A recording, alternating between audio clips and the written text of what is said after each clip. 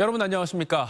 학부모로부터 인분이 가득한 기저귀로 뺨을 맞은 세종의 한 어린이집 교사의 소식이 알려지자 시민들의 공분이 일고 있는데요. 당시 정신적 충격으로 혼자선 제대로 걷지 못하는 것으로 알려진 피해 교사는 학부모의 괴롭힘이 이미 6개월 전부터 시작됐다고 하소연했습니다. 이런 가운데 학부모 측이 폭행에 대해선 책임을 지겠다면서도 아이 역시 정서적 아동학대를 당한 피해자라고 주장해 논란이 커지고 있습니다. 이수복 기자의 보도입니다. 학부모에게 인분이 든 기저귀로 뺨을 맞는 봉변을 당한 50대 어린이집 교사 A씨. 입원 치료 중인 A씨는 폭행 당시 정신적 충격으로 혼자선 제대로 걷지도 못하는 등 일상생활이 어려운 상태로 전해졌습니다. 걸음도 제대로 못 걸으시고 그리고 이렇게 막 계속 행사수술 하신다고도 하시고 그래서 일상생활이 되게 불가하시다고. 피해 교사 측은 학부모 갑질이 처음이 아니라고 말했습니다. 지난 3월부터 아이에게 작은 상처만 나도 폭언을 퍼붓는 등 예민한 반응을 보였고 교사가 아이를 때렸다고 의심했다가 아닌 걸로 밝혀지자 한 달간 아이를 출석시키지 않았다는 겁니다. 사건의 발단이 된 지난 8일 어린이집에서 아이가 친구에게 꼬집힌 상황에 대해서도 CCTV상 교사가 자리를 비운 상태라는 걸 알 수 있었는데도 아동학대로 신고했다고 하소연했습니다. 3월부터 이렇게 다니면서 이렇게 불만하고 뭐가 많았는데 교사를 믿지를 못하면 애를 왜 맡기는지를 모르겠어요. 이런 가운데 가해 학부모 측이 자녀 역시 어린이집에서 아동학대를 당한 피해자라 주장하고 나섰습니다. 아이를 어린이집 골방에 홀로 재우거나 관리소홀로 아이가 산책 후 어린이집에 들어가지 못하고 배회하게 두는 등 정서적 아동학대가 있었다는 입장입니다. 정확하게 재웠다고 얘기를 했어요. 그곳에 재우는 거는 아니지 않냐. 이래서 이제 아동한테 신고하게 된 거죠. 그러면서 인분으로 폭행을 한 점은 인정하면서도 교사 측이 사전 예고도 없이 병원에 있는 자신들을 찾아와 격분해 버린 일이라고 설명했습니다. 제 잘못인 거 맞아요. 이성적으로 행동하지 못한 거. 제 맞고요. 한편 피해 교사 A씨의 남편이 어린이집 교사의 인권보호를 위한 제도화를 요구하며 올린 국회 국민동의청원은 이틀 새 3만 명을 넘어섰습니다. TJB 이수복입니다. 교권 침해와 관련해 어려움을 호소하는 교사들이 급증하고 있습니다. 대전시 교육청에 따르면 올해 초부터 지난달까지 교권 침해 관련 피해 상담 건수는 264건으로 지난 2021년 55건, 2022년 92건에 비해 3배에서 5배 가까이 늘었습니다. 학부모들의 과도한 민원이나 욕설, 학생들의 돌발 행동으로 큰 어려움을 겪다가 극단적인 선택을 하는 교사들도 대전, 세종, 충남에서만 최근 5년 새 17명이나 되는데요. 교사들의 정당한 교육 활동을 보장하기 위한 교권 강화 입법이 무엇보다 절실한 이유가 여기에 있습니다. 김진석 기자의 보도입니다. 학부모의 악성 민원에 시달리다 극단적인 선택으로 세상을 떠난 대전 초등학교 교사가 근무하던 학교 앞. 지난 9일 발인이 끝났지만 아직도 근조 화환이 길게 늘어서 있고 대전 교육청에 마련된 분향소에도 추모의 발길이 이어지고 있습니다. 최근 5년간 대전과 세종, 충남 지역에서 현직 교사들의 안타까운 선택은 이번 사건을 제외하고도 대전 6명, 세종 3명, 충남 8명 등 17명에 달하고 있습니다. 시도교육청은 정신질환과 경제적 문제 등의 원인 외에 교권 침해로 인한 교사들의 희생이 늘고 있는 것으로 보고 마음건강 진단검사 등 긴급대책을 내놓았습니다. 올 2학기 중으로 모든 선생님을 대상으로 해서 심리적 위기를 겪고 있는 선생님들에 대해서 심리검사라든지 상담, 치료 비용을 지원하는 이런 내용들을 지금 준비하고 있습니다. 하지만 교원단체들은 병가와 장기휴직 교원 가운데 고위험군이 많다며 전수조사를 통한 신속한 맞춤형 치료가 필요하다고 입을 모읍니다. 소송에 말려 있을 수도 있거든요. 이런 지원이라든지 더 나아간다면 다양한 프로그램을 통해서 마음의 병을 치유할 수 있는 그러한 프로그램들이 절실히 요구되는 때입니다. 특히 정당한 학생 지도가 아동학대로 왜곡되는 사례가 많다며 정서적 학대 행위 판단 시 교원 활동에 대해선 예외를 인정하는 관련법 개정이 절실하다는 지적입니다. 이번 9월에 국회가 교육활동보호법안들을 1호 안건으로 채택해서 9월 안에 조속히 개정될 수 있도록 노력해 주시기를 현장 선생님들이 가장 바라고 계세요. 교원지휘법과 초중등 교육법 등 이른바 교권보호사법이 국회 교육위 소위를 통과한 가운데 교권 추락을 막기 위한 교사들의 수건이 이번에는 풀어질 수 있을지 주목됩니다. TJB 김진석입니다. 창의적이며 학부모의 악성 민원에 시달리다 극단적인 선택을 한 대전 지역 초등학교 교사에 대한 추모제가 내일 오후 5시 30분 대전시 교육청 앞에서 열립니다. 추모제에는 대전 교사노조를 비롯해 정교조 대전지부와 전국 초등교사노조 관계자 등 800여 명이 참석하며 묵념에 이어 추도사와 합창, 헌화 등의 순으로 진행됩니다. 충남도의회가 충남인권조례와 학생인권조례 폐지안을 수리해 발의하자 지역 시민단체들이 이를 취소해달라고 법원에 소송을 냈습니다. 시민사회단체들로 구성된 위기충남 공동행동은 기자회견을 열고 두 조례 폐지 청구에 절차적, 법적 하자가 있다며 폐지안 수리 발의 처분 취소 청구 소송과 함께 판결 확정까지 집행을 정지해달라며 집행 정지도 신청했습니다. 이들은 주민 서명 과정에서 주민조례 청구 요건을 충족하지 않았다며 서명 요청권이 없는 사람이 서명을 요청하거나 위조 서명으로 의심되는 사례가 다수 발견됐다고 주장했습니다. 오늘부터 18일까지 전국 철도노조 조합원 13,000여 명이 총파업에 들어간 가운데 철도노조 대전지방본부 소속 1,500여 명도 대전역 동광장에서 출정식을 갖고 파업에 돌입했습니다. 노조원들은 수서인 KTX 투입과 4조 2교대 전면 시행 등을 사측에 요구하고 있습니다.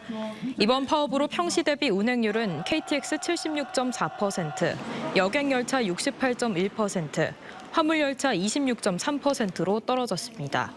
대전역에선 큰 혼란이 빚어지진 않았지만 파업이 시작된 뒤 일부 승객들이 열차 운행 중단 소식을 뒤늦게 듣고 발길을 돌리는 등 불편이 이어졌습니다.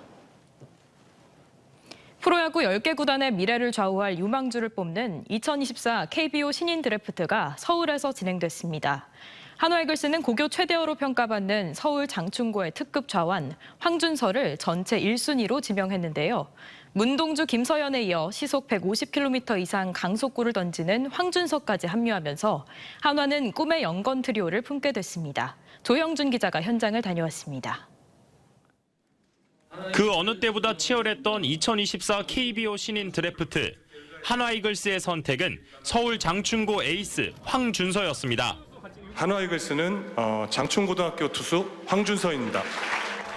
고교 2학년 때부터 뛰어난 실력으로 주목받은 황준서는 키 187cm에 80kg의 당당한 체격을 바탕으로 시속 150km의 빠른 공을 던지는 왼손 투수입니다. 올해 고교 무대에서 15경기에 나서 49와 3분의 2이닝을 던지며 6승 2패, 평균 자책점은 2.16을 기록하며 고교 최대어로 꼽혔습니다. 저희 스카우터들이 꼭 황준서 선수를 계속 1년 내내 추천을 했었고요. 여기 있는 모든 분들이 원하는 투수가 아닐까 생각하고 특히 탈삼진 58개를 뽑아내는 사이 볼넷은 16개만 내줄 정도로 묵직한 구위와 함께 정교한 제구력도 갖췄다는 평가가 나옵니다. 황준서는 팀에 도움이 되는 선수가 되겠다며 당찬 포부를 밝혔습니다. 아직까지 믿기지 않고 지금 손발이 다 떨릴 정도로 기쁩니다. 항상 최선을 다하고 팀에서 필요한 선수가 꼭 되도록 노력하겠습니다. 한화는 황준서를 품에 안으며 문동주, 김서연에 이어 또 다른 투급 루키의 활약을 기대해 볼 수 있게 됐습니다.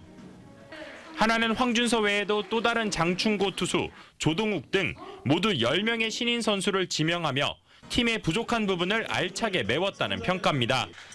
치열했던 신인 드래프트가 모두 끝났습니다. 한화의 미래를 좌우할 신인 선수들이 어떤 활약을 할지 팬들의 기대가 커지고 있습니다. TJB 조형준입니다. 패션 인플루언서로 활동하면서 국내외 유명 브랜드의 신상품, 이른바 명품 신상과 똑같은 모방품을 만들어 비싼 값에 팔아온 30대 기업 대표와 임직원들이 검거됐습니다.